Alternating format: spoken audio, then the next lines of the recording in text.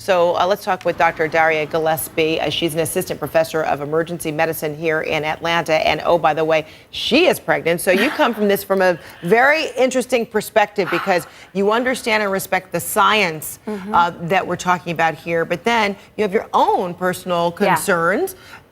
Because there's only so much we know that you can do to protect yourself and your baby. It's so true, Frederica. And you have children yourself. I'm a mother, being pregnant now again.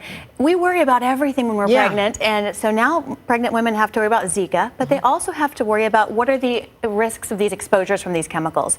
So being pregnant and writing so much about this, have done a lot of research, talked to the CDC and EWG, and kind of figured out some systems and some tips and tricks so that you are addressing both fears. You're protecting your child from Zika, but at the same time, you are also minimizing excess exposure. So what's the recommendation, or what are the discussions like you're having with CDC? You're thinking about your own particular situation, and you're always thinking about that, of the masses because you are a doctor and it's healthcare. It's all, it's what you're all about. But then what have been your recommendations? Because are you seeing it through a different lens now because you are pregnant? 100%. And taking everything and kind of digesting it a little bit more, like we all do when we're pregnant.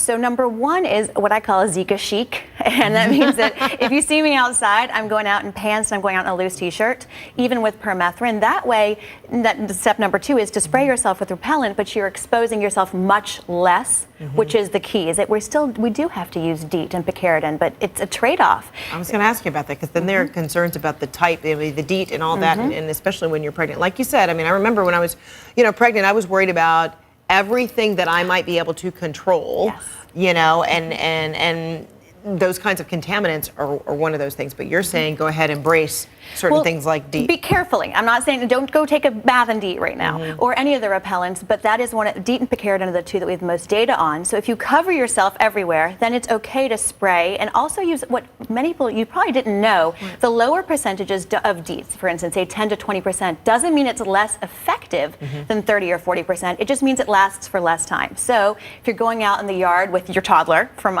instance, who has a 15-minute attention span, I'll use 10%, which means I'm getting exposed to less, and then as soon as I come back inside, I wash it all off. So, how concerned are you when, say in particular, for Miami right now, they do the aerial, assault with the repellents?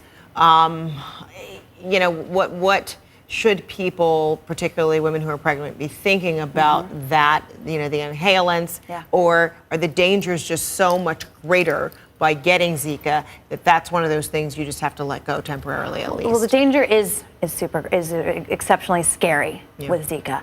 I don't know exactly the chemicals that they're spraying in Miami, but I'm doing pesticides in my own backyard right now to make sure. But I'm trying to stick to more organic ones. Pyrethrins, there are a lot of different kinds out there. But what I would tell somebody who's pregnant, if they are spraying, stay inside, don't go outside. Find out what they say is a length of time until it dries, so that you're not inhaling it. And if you have pets, you don't want them going running in your wet yard and then bringing it in the house. So ways to minimize your exposure. And then what about those examinations? You will regularly get examinations of your fetus, of your personal health. But are you having a certain kind of dialogue with your examining doctor now about things that you want them to do, to take certain measurements, something added to see if your fetus, is okay, if your baby has been in any way infected? Well, I think that's especially important for anybody who's really at high risk. I think the number one thing is, if you think you could have been exposed, is to get tested and make sure you're getting to do that. Because the other thing is, once you've been, there's that service member who's been exposed, we know she has Zika and she's pregnant. And, it kind of it crushes my wind for a second, because I know she has nothing to do but wait. And every one of us who's a parent has been in those periods of just waiting, and you're helpless, which is why it's so important that we take all these steps to minimize the risk that we get infected. And if you do go to another thing that you may not know the CDC is saying, if you go to a country or area that they have Zika, when you come back to your home, spray yourself with repellent for 3 weeks, even if you're not pregnant, nothing else, just so you're not infecting the local mosquitoes and bringing it back.